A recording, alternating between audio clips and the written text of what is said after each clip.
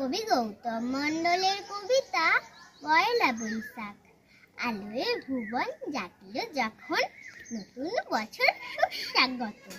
নীরের পাখি উঠল ডাকি, পাক পাখালির হাঁক।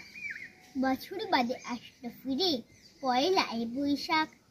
ফর্সা হলো পুবের আকাশ, বাতাসে আজ ফুলের সুবাস।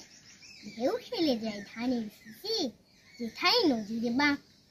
বছর বাদে আসলো ফিরে পয়লা বৈশাখ। রোদ চিকচিক নদীর চড়ায়, সোনালি রোদ আলোক ছড়ায়। ছোট্ট নদী কংসাবতী, যাক না বয়ে যাক। বছর বাদে আসলো ফিরে পয়লা বৈশাখ। পুকুর জলে হাসির দলে, জল ছিটি সাঁতরে চলে। মায়ে ঝিয়ে চুবড়ি নিয়ে তুলছে মাঠে শাক। বছর বাদে আসলো ফিরে পয়লা বৈশাখ। দুলিয়ে কোমর আসছে ভ্রমর, গুনগুনালো সুরের লাহুর। চাপার ডালে ঝুলছে কেমন মৌ ভরা মৌচাক। বছর বাদে আসলো ফিরে পয়লা বৈশাখ।